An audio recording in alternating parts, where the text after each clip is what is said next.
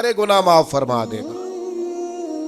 یغفر لکم ذنوبکم، اللہ تمہارے گناہوں کو صرف معافی ملے گی. ایک ہوتا ہے معافی بھی ملنا اور پھر پیار بھی ملنا. یا اللہ صرف معافی ملے گی؟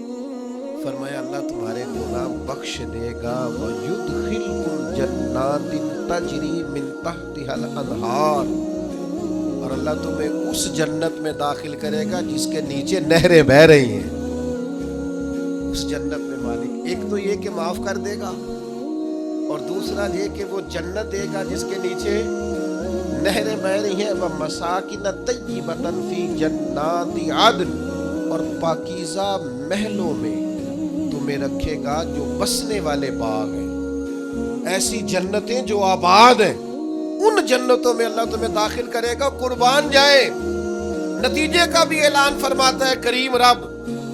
اس تجارت کے بارے میں اپنے بندوں کو یہ رہنمائی دیتا ہے. فرمایا ذالک الفوز العظیم، فرمایا یاد رکھنا یہ بہت بڑی کامیابی ہے. یعنی رب اگر تمہیں بخش دے، اگر اللہ تمہیں جنت عطا کرے، اللہ تمہیں بسنے کے مکانات اور محل عطا کرے، تو دینے والا دے کے کہتا ہے ذالک الفوز العظیم، یہ بڑی کامیابی ہے، یہ بہت بڑی. اگلی بات کروں آپ سے، آپ میرے اپنے ہیں نا، تھوڑی سی نفسیات میں جانتا ہوں لوگوں کی. بندے کا بڑا عجیب ذہن ہے کہ وہ کہتا ہے صرف جنت ہی ملے گی. یہ جو دنیا کے 60 سال ہے، یہ بیماری ہے انسانی اور نفسیاتی. تو تھوڑے بہت محل اسے دنیا میں بھی چاہیے. صرف جنت کے وعدے پر انسانی نفسیات مطمئن ہے. جنت فقط اصول جنت، میں ایسے روغن خیال لوگوں کی باتیں سنتا اور پڑھتا ہوں جو بیچارے بڑے ہی پریشان ہیں. کہتے ہیں مولوی صرف جنت کا وعدہ کرتا ہے. میں نے کہا نہیں، من عمل صالحا من ذکر او انثى وهو مؤمن فلنحيينه حیاتا طیبہ. میرا رب کہتا ہے جو بھی اچھے عمل کرے، چاہے مرد ہو چاہے عورت ہو، شرط یہ ہے کہ مومن ہو. فَلَنُحْيِيَنَّهُ حَيَاتًا طَيِّبًا، ہم اسے پاکیزہ زندگی عطا فرمائیں گے. زندگی بھی سونی ملے گی، شاندار، وزادار، باوقار، شانوں والی، نعمتوں والی، سعادتوں والی، برکتوں والی. شرط یہ ہے کہ مومنوں والی گزارے زندگی. شرط یہ ہے کہ ہو مومن، چاہے مرد ہو چاہے کرے اچھے عمل. زندگی بھی حیات طیبہ، میری حیات نہیں، حیات میرا موضوع نہیں، ورنہ حیات طیبہ کے کچھ اور معنی بھی بیان کرتا ہوں. لیکن بس اتنا سمجھ لو جسے رب کہتا ہے نا حیات طیبہ، اس سے زیادہ سونی زندگی ہو کوئی نہیں سکتی، اس سے پاکیزہ وقت گزر سکتا. اچھا، اس آیہ کریمہ میں جنت کا وعدہ کر کے فرمایا وَأُخْرَى تُحِبُّونَهَا، اور فرمایا ایک نعمت تمہیں اللہ اور دے گا جو تمہیں بڑی پیاری ہے، جس کو تم بڑا محبوب رکھتے ہو. ایک دوسری نعمت وہ بھی اللہ تمہیں دے گا. وہ کیا ہے؟ نصر من اللہ وفتح قریب. فرمایا اللہ کی مدد جلدی آئے گی اور فتح تمہیں قریب ہو کے نصیب ہو جائے گی. دنیا میں اللہ مدد کرے گا اور تمہیں فتح یاب کرے گا، کامیاب کرے گا. کیسے کامیاب ہو جاؤ گے؟ رزق حلال میں بھی کامیاب رہو گے، اپنی اولاد کی تربیت میں بھی کامیاب رہو گے، اپنا گھر بنانے میں بھی کامیاب رہو گے، حقوق ادا کرنے میں بھی کامیاب. مفسرین نے لکھا ہے، وہ بیان کر رہا ہوں. تم اپنی جو تمہارے ذمے اللہ نے ذمہ داریاں لگائی ہوں گی ان میں بھی کامیاب رہو گے. یا اللہ کرے کیا؟ فرمایا وہ والی تجارت کرو جو میں نے بتائی. ایک تو ایمان لاؤ، دوسرا اللہ اور اس کے رسول کے رستے میں مالو جانوں سے نصر من اللہ وفتح قریب، اللہ کی مدد اور جلدی آنے والی تمہیں فتح نصیب ہوگی. یا اللہ جنت بھی مل گئی، دنیا میں بھی کامیابی مل گئی، تو آگے بھی کچھ ملے گا. فرمایا وبشر المومنین، اے محبوب مسلمانوں کو خوشخبری سنا دے. باقی جو سب سے قیمتی چیز یہاں ملی ہے وہ یہ ملی ہے کہ رب کہتا ہے اپنے نبی کی زبان سے تمہیں خوشخبریاں سناؤں گا. محبوب کی زبان نور سے خوشخبریاں. دو ہی کام ہے زیادہ ضروری کرنے والے، دو باتیں بیان کی. ایک تو یا ایھا الذین آمنوا کہہ کے نا، پھر فرمایا کہ تؤمنون اللہ اور اس کے رسول پر ایمان لاؤ. ایمان والوں سے کہہ دیا ایمان لاؤ. یا ایھا الذین آمنوا کہا شروع میں, اور دوسری آیت میں انہی ایمان والوں سے مطالبہ کر دیا کہ اللہ اور اس کے رسول پر ایمان لاؤ. یہی نہیں ہوا, قرآن مجید میں دوسری جگہ پہ بھی ارشاد فرمایا یا ایھا الذین آمنوا, اے ایمان والو, آمنوا باللہ ورسولہ, اللہ اور اس کے رسول پر ایمان لے آؤ. اے دعوی ایمان کرنے والو, دل سے ایمان لاؤ. اے ایمان کے دعوے دارو, ایمانداروں جیسے کام کر کے دکھاؤ. اے ایمان کے نام لینے والو, ایمان دار کہلانے والو, اپنے عمل سے, کردار سے ثابت کرو کہ تم صاحب ایمان ہو. ایک ہوتا ہے دعوی ایمان, ایک ہوتی ہے صورت مومن. قرآن مجید میں جہاں بھی کہا نا ایمان والے, اس کے متصل کہا ایمان بھی لاؤ, وعاملوا الصالحات, اور نیک اعمال بھی کرو. تاجر وہ ہوتا ہے جو تجارت کرے, استاد جو ہوتا ہے جو سبق پڑھائے, خطیب وہ ہوتا ہے جو خطابت کرے, قاری وہ ہوتا ہے جو تلاوت کرے, عابد وہ ہوتا ہے جو عبادت کرے, اور مومن وہ ہوتا ہے جو اچھے اعمال کرے. اس کے ایمان کا تقاضا ہے کہ مومنوں جیسے عمل کرے.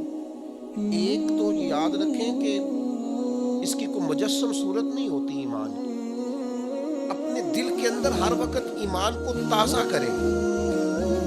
میں بڑی معذرت کے ساتھ ایک بات عرض کروں گا, آپ نے توجہ کرنی ہے, جن لوگوں نے صورت مومن بنا لیا نا, وہ سیرت مومن بھی بنائے.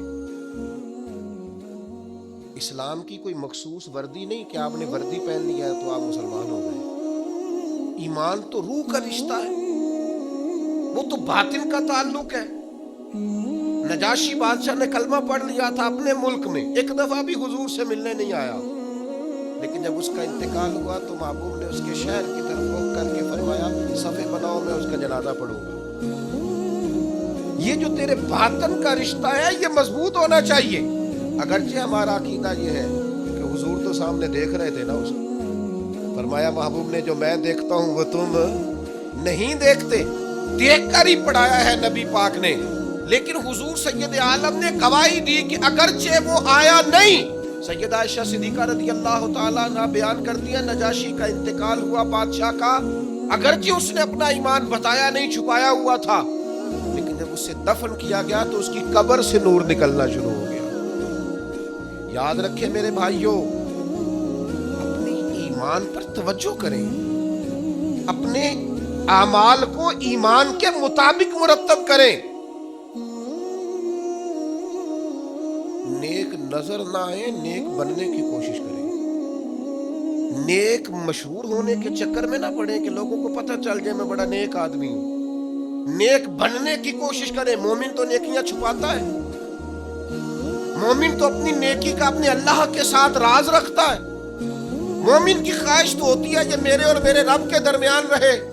ایمان والوں سے کہا ایمان لے آؤ, یہ بڑی اہم بات ہے, اس پر غور کیجیے گا. پھر فرمایا وَتُجَاهِدُونَ فِي سَبِيلِ اللَّهِ بِأَمْوَالِكُمْ وَأَنفُسِكُمْ, اللہ کے راستے میں جہاد کرو.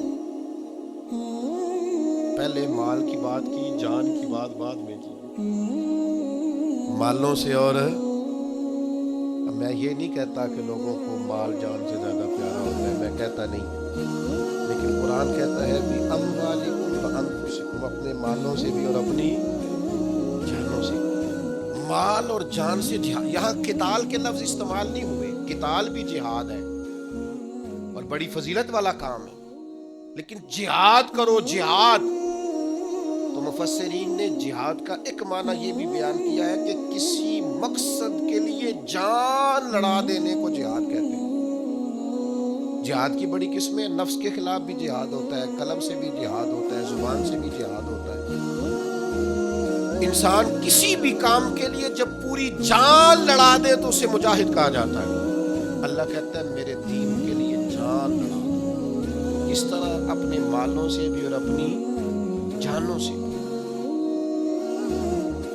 کسی دوست کے ساتھ آپ کا تعلق بن جائے, آپ اس کی دعوت کریں, وہ آپ کی دعوت کریں, آپ اس کو سیر پہ لے جائیں, وہ آپ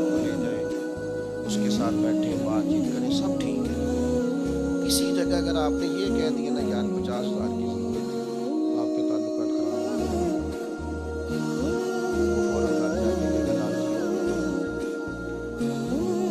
مجھے بڑا تجربہ ہوا زندگی میں اس بات کا کہ ہم نے مرکز کی تبدیل اسٹارٹ کی تو جو لسٹیں ہم نے اپنے ذہن میں بنائی ہوئی تھی وہ فیل ہو گئی ساری۔ تعلقات آپ کے اتنی دیر قائم رہتے ہیں جتنی دیر آپ کسی کو کوئی مالی جانی کام آپ بتا کر دیکھ کے الجھ جاتے ہیں، لوگ پریشان ہو جاتے ہیں۔ یہ جہاد مشکل ہے لیکن یہ آسان تھا، بڑا آسان تھا ان کے لیے۔ ان کے ایمان مضبوط تھے، یعنی حضرت صدیق اکبر تن کے کپڑے بھی اتار کے لے آئے حضور کی بارگاہ میں،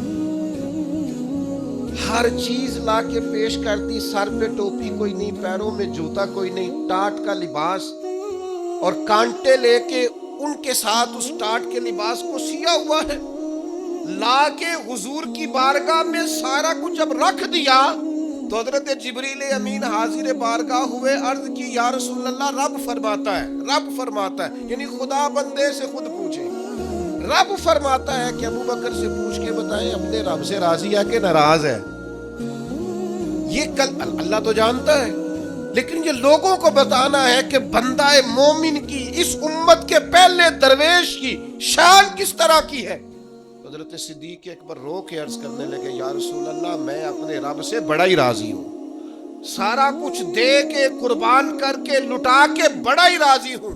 بیان ہو کس زبان سے مرتبہ صدیق اکبر کا کہ محبوب خدا محبوب ہے صدیق اکبر کا، اور لٹایا راہ حق میں گھر کئی بار اس محبت سے، کئی بار اس محبت سے لٹایا راہ حق میں گھر کئی بار اس محبت سے کہ لٹ لٹ کر حسن گھر بن گیا صدیق اکبر کا۔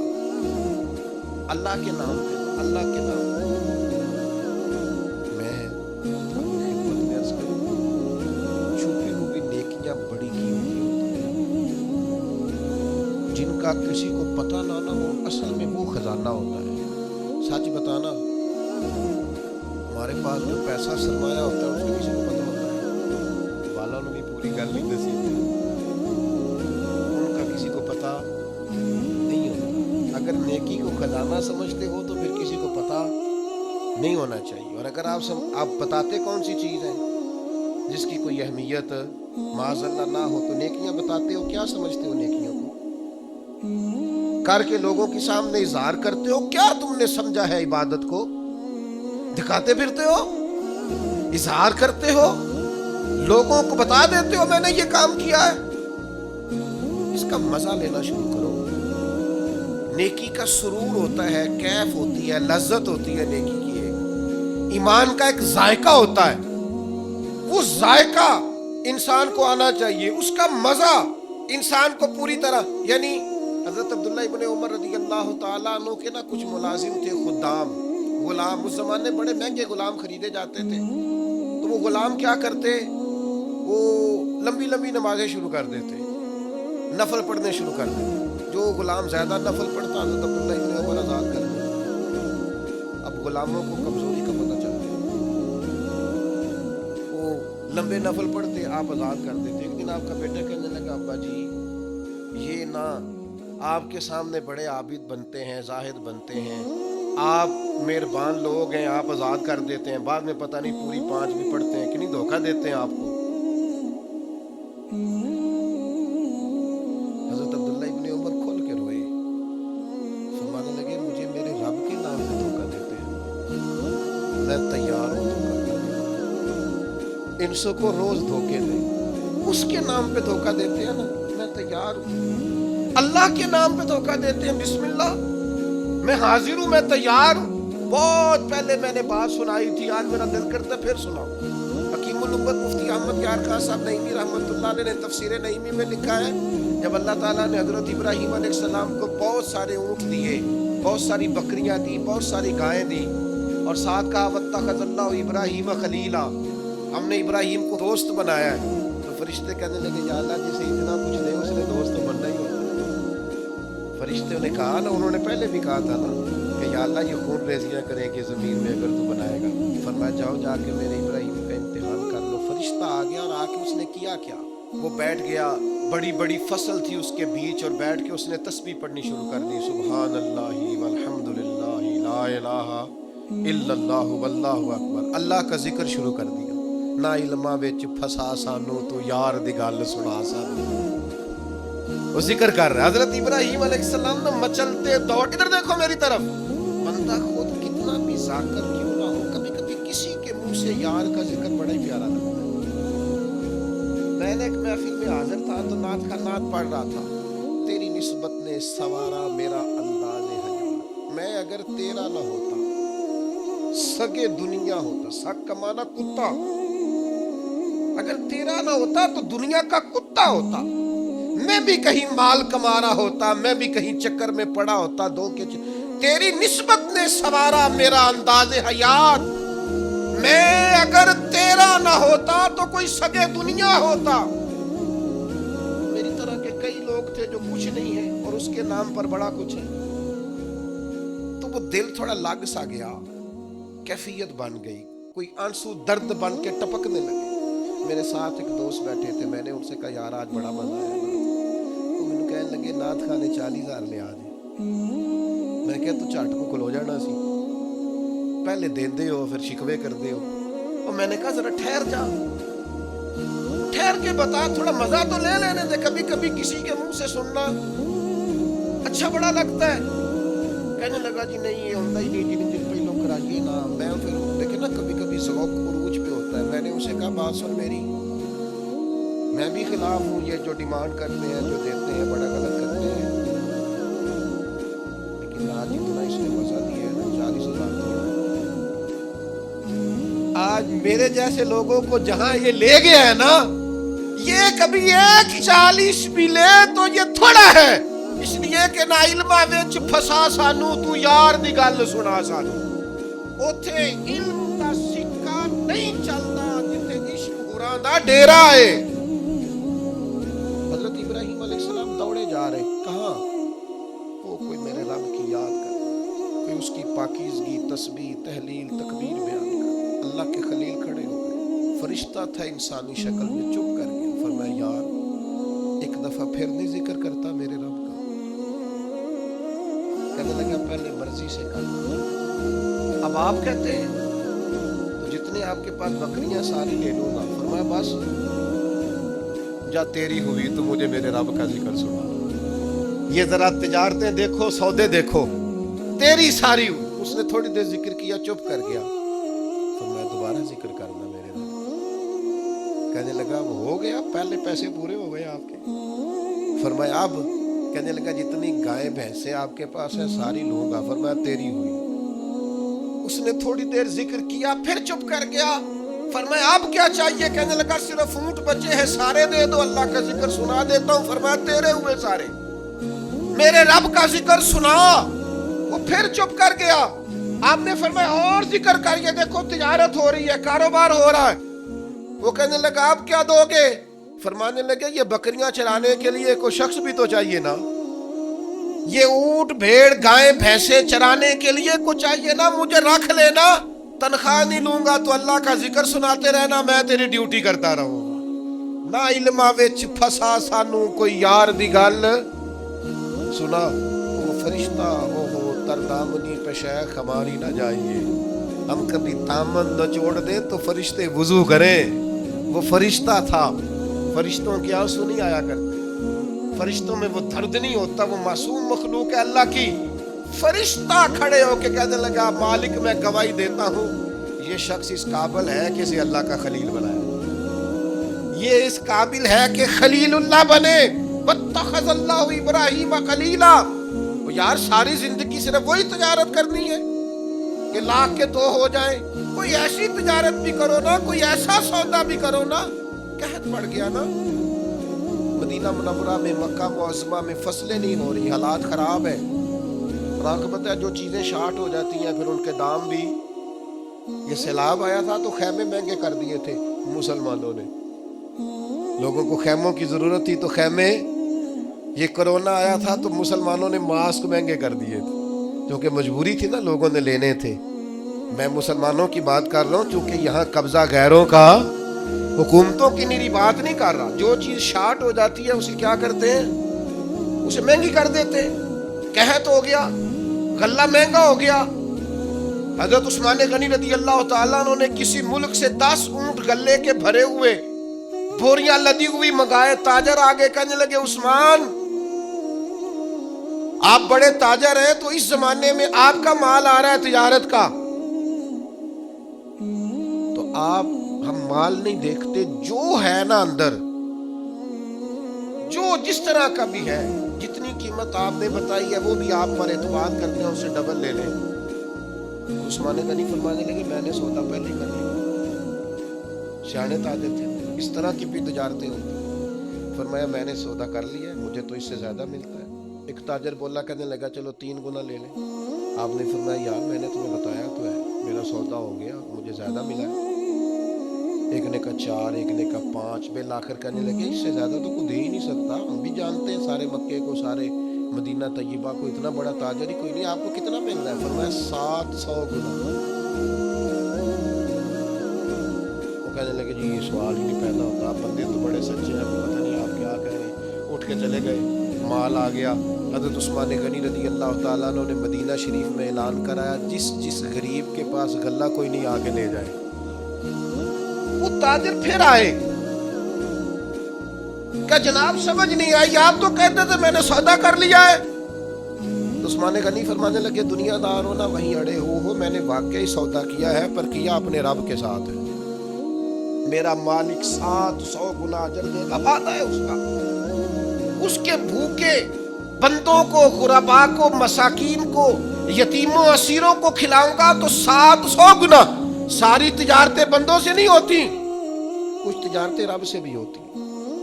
کچھ سودے ایسے ہیں جو اللہ کے ساتھ ہوتے ہیں، جو رسول کائنات کے ساتھ ہوتے ہیں. لہذا ہم نے سودا کر لیا ہے، تجارت ہو گئی. یہ بڑی قیمتی تجارت ہے.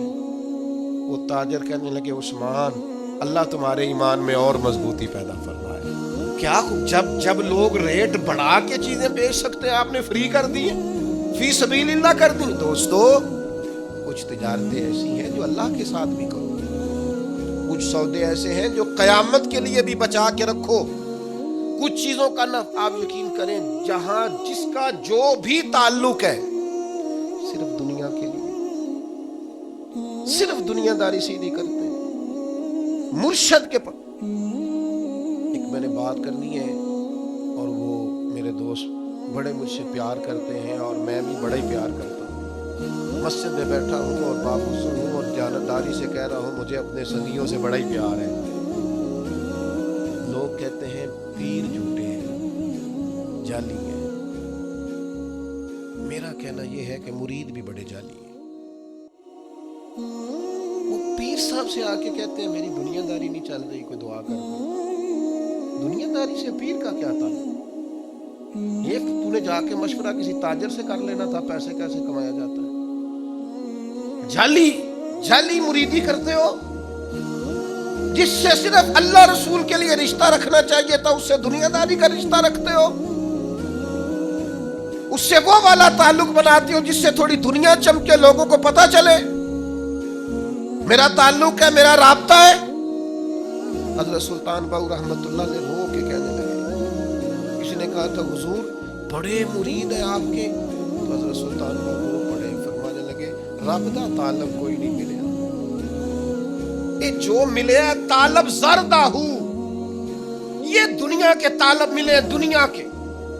یہ یہاں بھی آتے ہیں نماز پڑھوں تو رزق میں برکت ہو جائے، نماز پڑھوں تو کاروبار چل جائے، اللہ اللہ کروں تو میرا فلانا کام ہو جائے، کوئی وظیفہ بتا دے مشکلیں حل ہو جائے. او یار وہ بھی تو وظیفہ پوچھنا جس سے اللہ راضی ہو جائے، وہ بھی تو وظیفہ پوچھنا جس سے حضور کی محبت نصیب. رب دا طالب کوئی نہ ملیا، جو ملیا طالب زردہ ہو. سہ نفل نمازاں پڑھیاں، ظالم نفس نہ مردہ ہو. پانچ فقیروں کسے نہ ماریا، اے ہوئی چور اندر دا ہو. خدا کے بندو کس طرح کا تعلق، کس طرح کا لینا دینا. میرے حضور کی بلائے عالم رحمت اللہ تعالیٰ علیہ فرمایا کرتے تھے دوستو مجھے دنیا کا کام کوئی نہ بتانا، میں نے اپنے رب سے کہہ دیا کہ ان کے دنیاوی مسئلے ویسے ہی حال رکھنا، انہیں مجھے کہنا ہی نہ پڑے، دنیا کے مسئلے نہ بتانا، مجھ سے اللہ رسول کی بات پوچھنا، کیونکہ میں چھوٹا سا طالب علم ہوں دین کا، میں تمہیں اللہ رسول کی بات بتانا چاہتا ہوں، کیا کریں؟ یہ والی تجارت کرو اللہ کے ساتھ، یہ والا رشتہ بناؤ۔ ایک خاص بات اور آپ سے کرنی ہے، ایک بہت بڑی تجارت، ذہنی تجارت بھی ہے، اللہ کی رحمت کی امید کبھی نہیں چھوڑنی، یہ انویسٹمنٹ کرنی ہے کہ کبھی، آپ کو پتہ ہے رحمت الہی کی امید رکھنا واجب ہے، یعنی یہ ظنی مسئلہ نہیں، یہ ضروریات دین کا مسئلہ ہے، اور یہ امید آخر تک نہیں ٹوٹنی چاہیے، ہر وقت رحمت کی امید رکھیں، ہر وقت کرم کی، یہ ذہن بنائے، پھر دیکھیں اس پر نتیجے کتنے۔ امام قرطبی روایت لائے ہیں، فرماتے ہیں دو بندوں کو قیامت والے دن نہ حکم ہوگا چلو دوزخ میں، تمہارے اعمال ایسے ہیں جس پر فیصلہ جہنم کا ہے، دونوں بندے ہیں، ایک نے دوڑ لگا دی دوزخ کی طرف، دوڑتا جا رہا ہے تیزی سے، اور دوسرا نہ ایک قدم آگے رکھتا ہے پھر پلٹ کے پیچھے دیکھتا ہے، پھر ایک قدم آگے رکھتا ہے، فرشتے لے جا رہے ہیں، پھر پلٹ کے پیچھے دیکھتا ہے، دوزخ کا دروازہ آ گیا، رب کریم کی آواز رحمت آئی، انہیں واپس بلاؤ نہ، دو واپس بلایا، سارا کچھ جاننے والا رب پوچھتا ہے وہ جو دوڑ کے گیا تھا اسے پوچھتا ہے دوڑ کے کیوں گیا تھا؟ وہ کہتا ہے مالک زندگی میں تیری مانی کوئی نہیں، سوچا چلو آج ہی مان لوں، اللہ کی رحمت کو جوش آیا، فرمایا اسے تو بھیجو نا جنت میں، چلو اس وقت ہی صحیح اطاعت کا جذبہ تو بیدار ہوا نا۔ دوسرے سے پوچھا بھائی تو کیوں نہیں جا رہا تھا؟ وہ کہنے لگا مالک میری ساری زندگی امید رہی ہے کہ میرے رب نے معاف کر دینا، معافی مل جانی ہے، کرم ہو جانا ہے، فضل ہی ہونا ہے۔ یہ جو لوگ کہتے ہیں نا جی اوہو قدم آگے رکھتا ہوں میرا پیچھے جاتا ہے، تو بھئی اللہ کا فیصلہ اگر پیچھے جانا ہے تو اس پہ خوش ہو جا، تو خدا کی رحمت پر امید تو کر، جو اللہ فیصلہ کرے گا کرم والا ہوگا۔